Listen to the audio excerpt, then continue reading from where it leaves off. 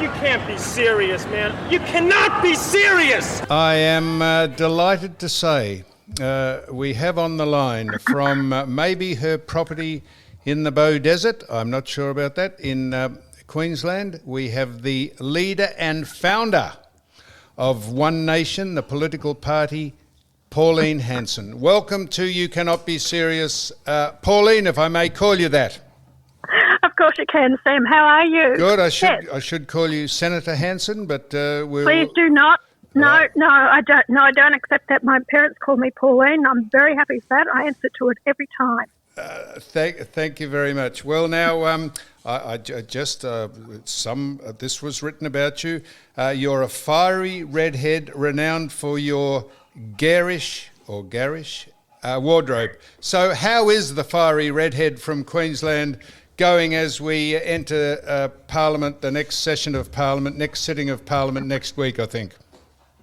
Well, Sam, yeah, it does start next Tuesday. Sam, I think I'm getting more bolder and opinionated as I get older. You tend to say, oh, what the heck? You know, I've got something to say and I have an opinion and I'm going to express it. And I think people in general are more that way because through life become more informed. You've got nothing to worry about. You don't care what other people think. And you tend to say what's on your mind, and that's me.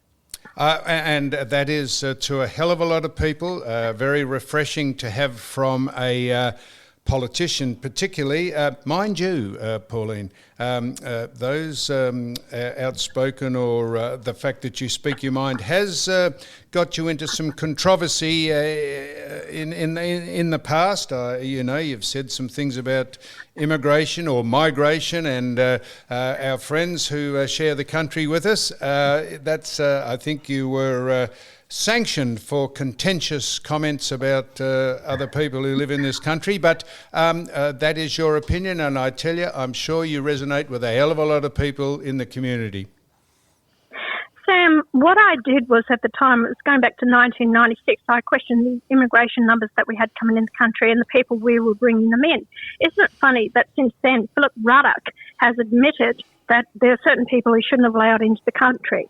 So because they're not similar in our views, our culture, and we've had a lot of problems with different migrants.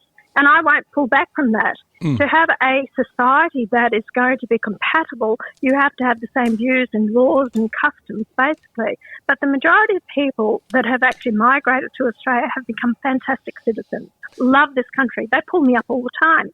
And they say, Pauline, we totally agree with you. You know, because you're a proud Australian who wants to protect your country and its culture.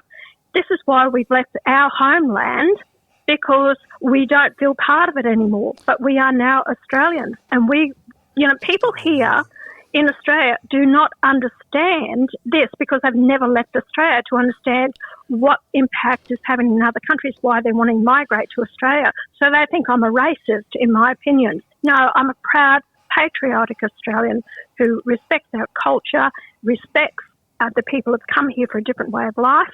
But please become Australian. Respect our laws, our culture, and I'm happy. Just before Richard asks you a question, I digress a little.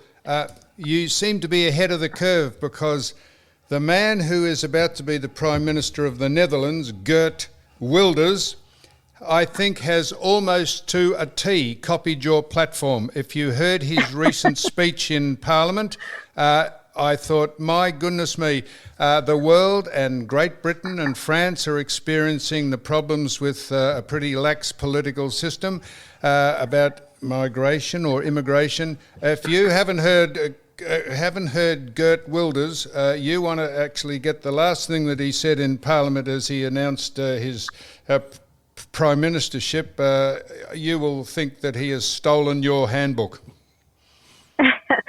Geert has been around, I think, for the last 20 years, and I came on the scene in 1996. Sam, a lot of people say, I've moderated my views. I haven't moderated my views whatsoever. I'm still strong in my opinions. The fact is that the Australian public have caught up with me because we've seen the impact it's had on our country. That's why the Australians say, I've moderated. No, Australians have finally caught up with me because I I could see what was happening, the path that we're taking. And politicians were the ones who actually used to have a go at me on my policies, call them racist or different ones, because I was impacting the not only the coalition vote, but also the Labor vote. So therefore they had to criticise me and put me down purely to stop people giving their support to One Nation.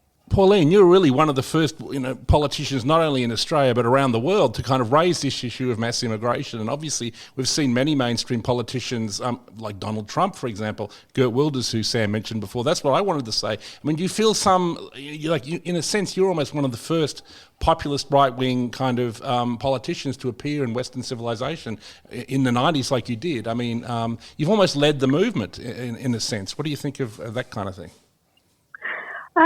Look, I came out and I voiced my opinion. I was ridiculed relentlessly for my stance, but I didn't back away from it because I believed it was right. And it's, do I take any vindication out of seeing I was the first one there? There's a lot of things that I've been the first one to come out with and make comments about, even multiculturalism, and I was criticised over it, and they say we're a very multicultural country, which we are. But at the end of the day, we are multiracial, but we must be Australians. As I said, respect the culture and the way of life and the laws of our land. But a lot of other countries now, and you find Germany, France, Netherlands, America, Great Britain, they're all now, correct. So they're all now saying multiculturalism hasn't worked. And I was saying that in my maiden speech back in 1996. When you were the member for Oxley. Correct. Yes. That's right. I was the first independent female to be elected to the House of Representatives. And you got a lot of stick for it. And then launched my party. You got a lot of stick for it back then, didn't you? I was hounded, absolutely hounded by the media. And I remember Tim Fisher came out one time and said I should be burnt at the stake. And I remember Tim Fisher saying that in a comment about me. Ridiculed for my association or ridicule of the Jews, which I never did, and all being vindicated now because it never happened. But everything that they could, they threw at me to actually denigrate me in the eyes of the public. And the only way I survived was because I travelled the country about 9 months a year, holding speaking engagements around the country so people could hear from me personally and not just what the media wanted to portray of me. Now, just before we get on to why you might have been or should have been burnt at the stake, is there anything, so you had some contentious things to say about our Indigenous friends that live with us, and we've just celebrated Australia Day in some sort of fashion. Is there any? What have you said about? Just to clear that up, what is your stance on what you ever said and why you got? I think you got expelled from the UA. The United Australia Party, didn't you? No, you didn't. I'm sorry about that. No. I only formed the One Nation Party. That was initially when I joined as a member of the Liberal Party in 1995. I was endorsed as a candidate in November of 1995. And then 14 days outside the election after I had been nominated as a candidate for Oxley, John Howard was very nervous at the fact that he could have had a racist candidate. And all I did was I pointed out in a letter that I wrote to the local newspaper that I was calling for equality for all Australians because Robert Tickner, who was the minister under Paul Keating at the time, said we shouldn't lock up Aboriginals. And I said, well, what sort of society would we have? We treat different sections of our society totally different to others. If you commit a crime in society, you must be punished for it, regardless of your race or cultural background. And I called for equality. And this is why they got very nervous about it. It came from John Howard. I had to be disendorsed. Well, when they disendorsed me, that's when I went on to win the seat with the biggest swing in the nation because the public supported me. Well, in that regard, you're a bit like Donald Trump because the more they have a go at him and the more they try and suspend him or sanction him, the more popular he gets because we have the social elites trying to push an agenda and the populism of both. Perhaps you, I'm not liking you to Trump, but the populism of you both is what resonates with the rank and file out there, Pauline, I think. See, Donald Trump and I have a lot more in common than people would sort of think. We're both proud of our nations, and we've actually believe in manufacturing, protecting our borders, immigration. Also, we've both been on Celebrity Apprentice, but there's one difference is that I've been to prison, he hasn't. That's yet. true. But they've gone after him legally, Pauline. Do you think there's an interesting parallel there? And wasn't it terrible when they went after you legally? I remember when that happened. I mean, everyone was shocked. And I think couldn't believe it. No more shocked than I. And I remember that going through the 6-week trial, of course, I had to pay back that $500,000 that we got back in electoral funding, which I've never received back from the Electoral Commission. But I spent 11 weeks maximum security. I had a 3-year jail term, non-parole. Anyway, it was only on my third appeal that the full bench overturned quashed the whole thing. And it was a public witch hunt. It was a witch hunt, but the public, about 90% of the public didn't agree with my jailing. But that was started by Tony Abbott, who got a trust fund together of 10 prominent Australians to deposit $10,000 each into an account to actually fund the case against me. Since then, he has apologised for it. But it was a time in my life I was absolutely, devastated with it. And I never thought I'd be found guilty on the evidence that was presented in court and people that actually lied on the stand. But it's another experience in my life, and you can't keep dwelling on it. You just move forward and learn by experiences. And that was what they said was for election fraud. Correct. Yes. And you were vindicated entirely by the Queensland Court of Appeal. Of course. And basically all they're saying is when I registered the party in Queensland, there weren't 500 members of the political party, 500 members of its support movement, and that was the guts of it. Now, I said you were suspended from, you were never suspended from any political party. I got that wrong, did I? No, I wasn't suspended. I was thrown out of the Liberal Party. Oh. I was disendorsed, so they threw me out. But I went on to stand as an independent in that election. That's where I won as an independent. Oh, all right. Well, I'll take that as a subtle difference, Pauline. So I take you on advisement. What semantics?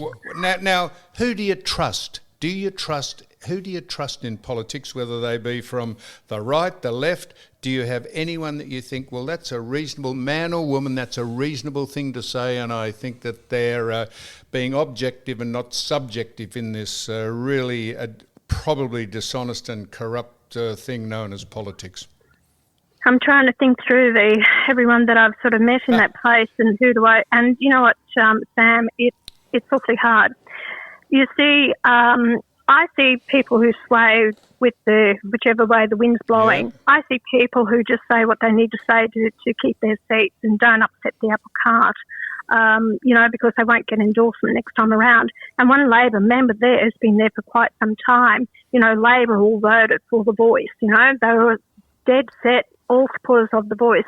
Do you know that after it went back to Parliament, after the Voice referendum, he called out in the hallways behind the chamber, Pauline, you were right. Everything you said about the Voice, you were right. And you wouldn't like to name that person, I presume? No, I'm not going to. Just in confidence, and it's no benefit to me to do it, and I'm not going to do that. But that's what frustrates me is that I see people say one thing and do another thing on the floor of Parliament. The only one that I truly trust who stands by their morals and principles and is my other colleague in Parliament, Malcolm Roberts. He's great, a man of he is full of integrity, and he's so straight, and I've got a lot of time for Malcolm. I only ask this absolutely, this just a genuine question. You were the member for Oxley, then you... before you started or founded One Nation, tell me if any of this is correct, you were in the Liberal Party, then the United Australia Party, and then you founded, did you not, One Nation in 2014. Is any of that correct? No, completely. Right. Completely that's not right. No. Oh, I joined the Liberal Party in 1996, August of 1996. All right, that was a year I became the candidate in the November, and I was disendorsed in the February. Anyway, but I won the seat. Yes. After I won the seat, then I actually formed my own political party which is One Nation, in 1997. I launched it in April 1997, One Nation. Dear me. Now, when I had a falling out with the party because David Oldfield and a couple of other members elected to Parliament as One Nation members from WA and David Ettridge tried to take over the party from me. Okay, so just before you go on, Pauline, this was what I'm very sorry. I've got this written down. It says One Nation 1997. I thought, no, that couldn't be right. But the reason I was getting onto that is, did you think, do you regret recruiting did you get the wrong people to back you in your initial foray into politics? And did you think that those people tried to exploit you before you realised what was going on? Sam, I don't regret it. You can't turn back the hands of time. Now, the fact is there was no one else. At the time, we worked extremely well together as a group. But, you know, with the three of us, David Ettridge and David Oldfield. Why did they try to take the party over, Pauline? Because they had their own egos and they just... What they did, none of that, quite a few others, and I'll tell you who they were. It was Graham Campbell, Noel Crichton-Brown and Ted Rain, who was part of it from Victoria. And with John Pasquarelli, who was then my chief of staff, they all wanted me not to form a political party, but then stand an independent movement and just used me as a figurehead. So here they thought this woman, who had no idea about politics, come straight out of a takeaway fish and chip shop, that what would she know? We know better than what she does. Well, so they wanted to manoeuvre and manipulate me, and I told them all to go to hell. Well, besides me getting the dates wrong, I reckon that's just about what I said, that you recruited or had the wrong people, got into bed with the wrong people who had ulterior motives that were not in your best interests. Yeah, but this is a group of people prior to David Oldfield and David Ettridge and forming One Nation. If I hadn't done that with them at the time, there was no one else. It doesn't matter what you do. You know, it's about you have to get to know people. Okay, it's something over a long period of time. Even to this day, people I've worked with me because they get their nose put out of joint because I'm very hard in my views in a lot of ways, Sam, but I expect loyalty and I expect respect and people who are competent and doing a job. If they can't, they're of no benefit to me. I'm only as successful as the people I work with. Well, it's a team effort. Donald Trump has had a few people who formerly worked for him turn against him as well. I mean, do you think this is part of because there's been a constant attack upon you. You seem to have been somebody in the Australian political scene who just wanted to speak up for Australians, for real Aussies. And, you've just been constantly attacked for this for over 25 years. And it seems like they've even gotten to a couple of your advisors, maybe in the case of the one Sam was mentioning before. It has been, but see, these people all thought they knew better than I. And like I said, I was very green in politics. But my life's experiences and things that I've done in my life has given me a sense of understanding of the grassroots Australian because I still consider myself a grassroots Australian. So when I look at an issue, then I say, how do I genuinely feel about that? It's not about whether I'm going to get an extra vote. It's not about that. It's to be a politician, I'll put it this way, you have to be a problem solver. You have to have vision for the future. And a lot of people lack that. A lot of people are just yes people and just to go along with it because they don't want to upset the apple cart and they don't want to stand out in a crowd. It's authenticity. So, I think you have a certain authenticity that resonates with people. I know I've spoken to people about you and, people just say, you say what you think. A bit like Sam does sometimes. Yeah. It's, and that's what people find refreshing. They may not agree with me all the time. This is what one fellow on the plane said only about a month ago. He said, loud, we were just waiting to get off the plane. And he was a couple of seats back and he said, Pauline, I've got to tell you this. He said, I don't always agree with what you say. He said, but I respect the fact is that you believe in yourself, what you're saying. Yeah. So have you ever heard some of your male counterparts referred to as bald-headed and drab dresses as opposed to fiery redheads and renowned for their garish wardrobe? What I think that's sort of half a compliment to be a fiery redhead. I've got no problem with my red hair, but the garish wardrobe, I'm always getting complimented on being one of the best dressed females in the floor of Parliament. The only thing that I've been outlandish is when I wore the burqa into Parliament. I think that threw a few people. Maybe they're talking about that one. Yeah, maybe. That was a good one, wasn't it?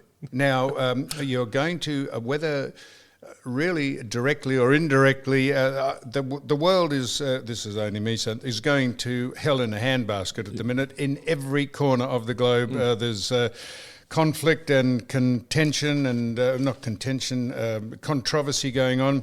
So you're going to have to deal with, I don't know what your opinions are on the climate, electric vehicles, renewable energy, Palestine and Israel, the ABC, critical race theory, which is going into the schools. You're probably, there's so much on everyone's plate these days that it's hard to know where to start. I've spoken about all these topics you've just raised on the floor of Parliament, and I will continue to speak out against it. I cannot believe the way the world's going, Sam, and it just frustrates me, it angers me, and this bunch of idiots out there. And why I say that is that we as Australians, the future of our nation lies in each and every one of our own hands. And if you don't stand up and say something or take an interest in politics and know who you're voting for and why you're voting for them, you're the only ones to blame. You know, we're on the cusp of possibly losing our control over our own country. And I honestly believe that. We've been manoeuvred and scammed with climate change to head down a path that's destroying our prosperity, our future, the cost of living. We've got a class war going on at the moment as well. There's transgender crap that's going on, excuse me, but it is, sport, and it frustrates me. That's happening at the moment. I tried to get a Senate inquiry up into gender dysphoria, which was not supported, and this was only giving parents the opportunity to speak about what's happened to their own children. We're allowing children under the age of 18 to have life-changing operations that it's destroying their lives, ending up like vegetables, just destroyed, locked away in their bedrooms. With the woke identity, it's just ridiculous. We can't even identify. A lot of people can't even say, honestly, what is a man or a woman? They shut down with the whole lot. You know, EV vehicles, people don't understand. They can be a death trap as well. They're not the answer to the future. We've been lied to about this climate change, and only 97% of carbon dioxide is from natural sources. Only 3% from humans, and we're less than 1% of that 3%. So crazy, isn't it? So as you would be aware, there's plenty of people that are diametrically opposed to what you say and what you think, and that's the political nature of the system that we live in. But have you been able to quantify what are the main things that you say that your opponents vehemently disagree with? I've read it, believe it or not, I've read the main points, the bullet points of the Constitution of One Nation or the Manifesto or whatever you like to call it, and I think you'd be hard pressed to find people of good faith would say, I can't find a hell of a lot wrong with any of those things, but people rip the party and you apart for. People are not objective these days. It's so subjective to be the follower of a particular mainstream political party that people's reality of what's going on in the world is completely lost. Well, it is, Sam, and the problem is that these kids are being brainwashed in the educational system. Yep. So critical thinking, you mentioned it before, it is.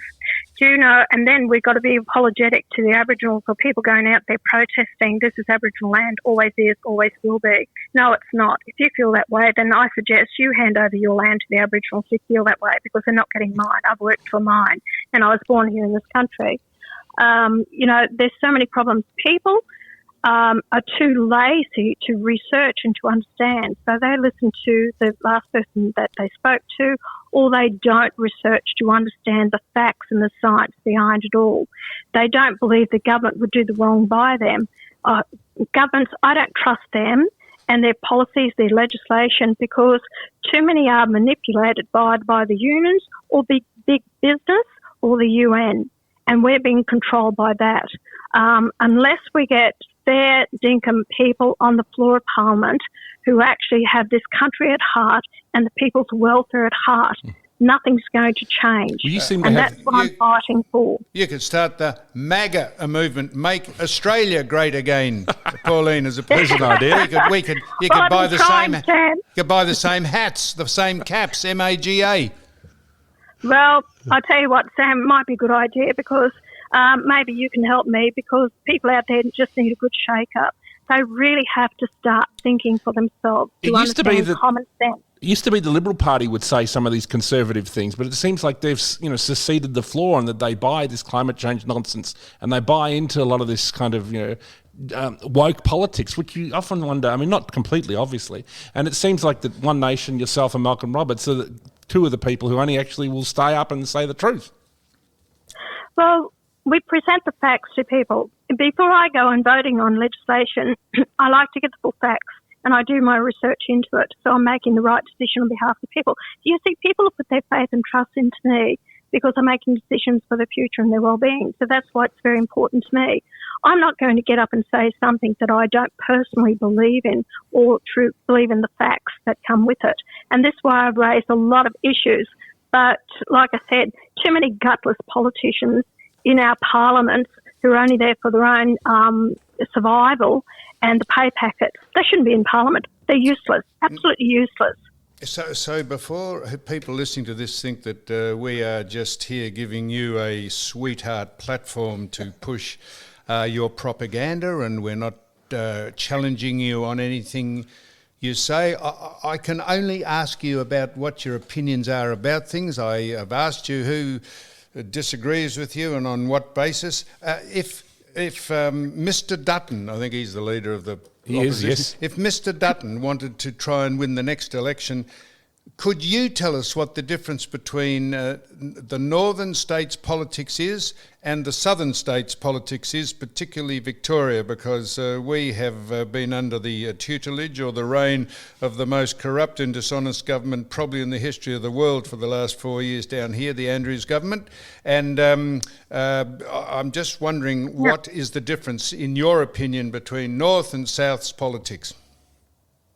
The North and South politics, what's happening in Victoria is you're being controlled by the media. So the media never took Daniel Andrews to task, and the same as they don't take Anthony Albanese to task as what they did with Morrison or any Liberal leader. The media has been come through a system where they're being brainwashed in the educational system again. They're all coming out as lefties. The media also is different to what it was 20 or 30 years ago. These were journalists who researched, did their job. The media today are lazy, and most of them are left-leaning, pushing their own agenda or bias. As I said at a university one time when I was doing lecturing, or not lecturing, but I was invited as a guest speaker to them, and I said to the media, you can either make or break a person on how you put that article across. I said, all I ask of you is present the facts, let the people judge me. It is not your job to put your own opinion there. And that's what I said to them. And that's too much happening these days. We're not getting the truth put forward. That's why the people are being controlled by the media, and especially ABC. That's not a fair and balanced program at all.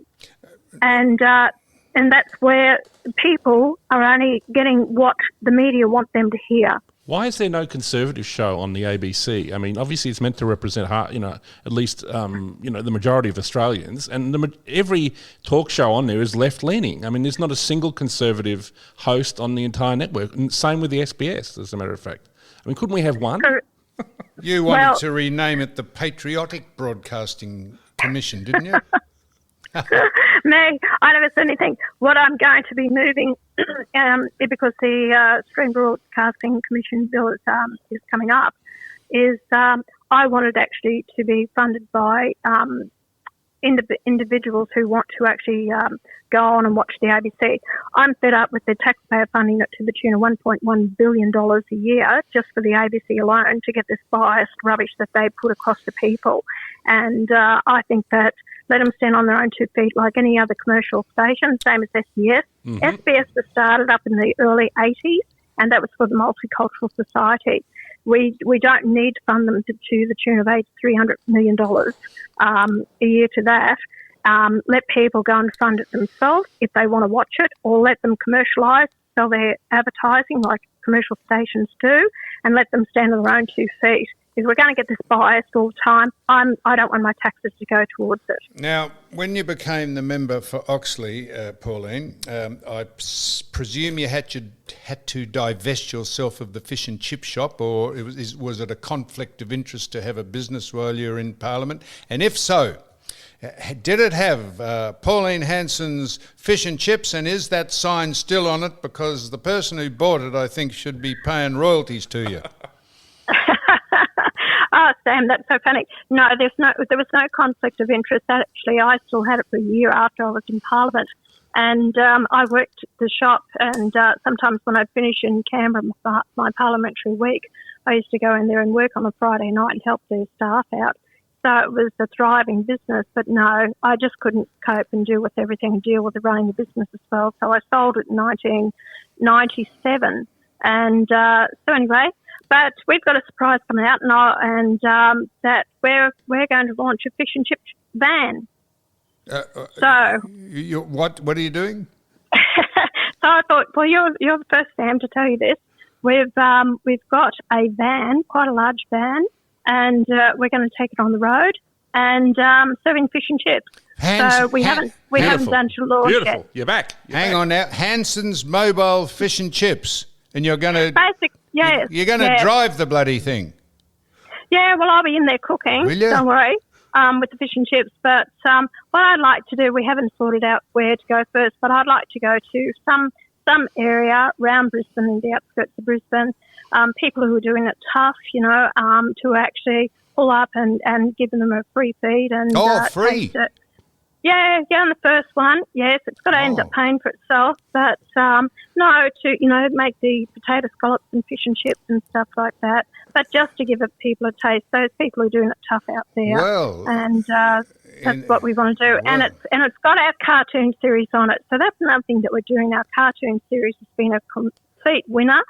It's informed people about politics. We've got the younger generation coming on board. Yeah, a lot more people understanding politics. So it's and sometimes our cartoons will get 1 million views a week. Tell us about your cartoon series. I've seen it online. It's fantastic. It's really, really funny, and it has it sends up a lot of other people in Parliament, right? Yeah, it does. Actually, we're going into our 3rd year, and it's been very, very successful. And we fundraise for that. We don't sell it to anyone. It's there for anyone to view it, and we fund it through our sale of rum or our gin. So that's what we've done. So we've got our own Please Explain bottles of rum and gin. So that's what funds the cartoon series, and been very successful. A lot of people pull me up with that, and they've learned about politics. Where can you find that online? Where can you find it? On Facebook? It's on YouTube. YouTube? Yeah. Yep. On the One Nation website, onenation.org. So that's for the cartoon series. It's on YouTube. Please Explain. So very successful. So now I'm just getting back to the fish and chip van. Have we, an aspiring van trader? Have we got the thing? Have you got a van? Could someone supply a van? I'm not sure if they'd be game to supply the van. would it be a good promotion? Got the van. Have you? No, we've got the van. No, it's Where'd you get that? all ready to go. Is that we had it sponsored? We had it custom made. No, had it custom made. Wow. Specifically built to my specifications. So it's got cookers, a hot plate, everything in it. So Aussies, there you go. Aussies are going to get to taste your fish and chips again. That's the good news. Yeah, look, I had it for 10 years, Sam, the shop for 10 years. Yep. And from working it myself about 80 or 90 hours a week, and I only had one girl on a Friday night for 2 hours, Saturday night for 2 hours, and I worked the rest of it by myself. I still had 3 children at home at the time, the youngest one 2.5, single mother. And then I built up the business till I had 6 on a Friday night and 3 every other night.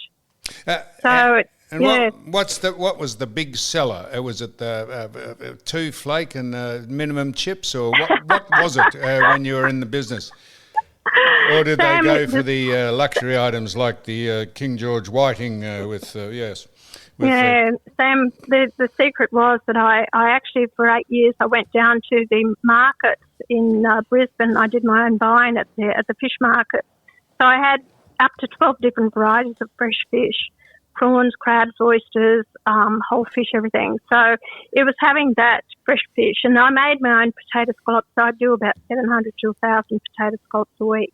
And for the record, it's going to be, was it going to be called Hanson's Chips, or what is it going to be called? Or haven't we got a name for it yet? What about the fiery redhead sweeps through town? I don't know what they put on. It's the cartoon series that it's already on the van. I see, yep. So it's a van about 4 metres, 5 minutes long. So it's a big van. Have you got your heavy-duty licence to drive the thing? No, someone else is going to do that. It doesn't need the heavy-duty licence. Sam, you have to divest your chores and duties to other people. I can't do it all myself. Exactly. And I know my limitations. Now, I don't know how... you just mentioned you have 3 offspring. Do you not? You just mentioned that, I think. 4 children. 4. So, I don't know what age they are, but how are they handling the infamy or the famous name of Pauline Hanson, Senator, Queensland Senator for One Nation? How do they handle life as they... I don't know if there is a Mr. Hanson, or it says here, I don't know if you want to speak about this, and don't if you don't, but it says you were married to someone called Mr. Zarwowski or Zagorski, but I don't know. Oh, that was my first marriage. That was in 1971. Right, he was good. Polish. He was a Polish immigrant. He came out here with his mother, 6 years of age, from who are the father of your kids? Poland. So anyway, he's... Well, I don't know if he's still around, but the second one, he died years ago. Yep. So I've been really a single mother your chips, did he? 1987. Right. Good on. Don't be cheeky, Sam. No, okay. That is cheeky. I take that back, Pauline. Senator Hanson, I do take that back.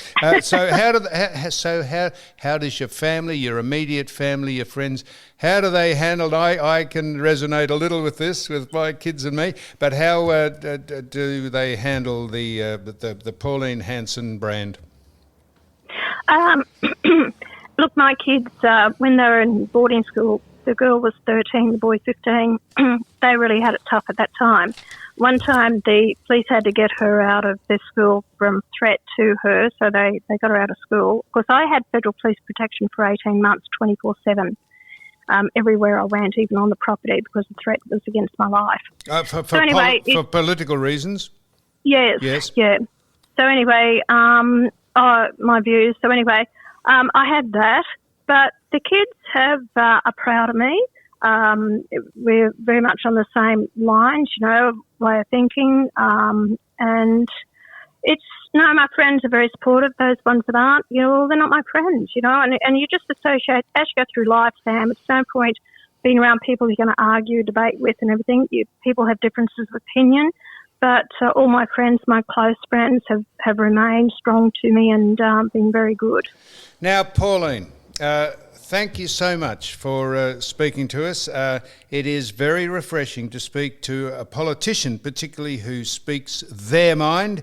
You are a successful Australian, whether people agree with you or not. And if people think we've given you an easy ride, I can assure you that if we had someone on from the complete polarised opposite of politics, we would just be as convivial and congenial to them. We'll ask them questions we think the public want to know the answers to, and we hope we've done that with you. And we do wish you well, and thank you very much for joining us on You Cannot Be Serious, Pauline Hanson.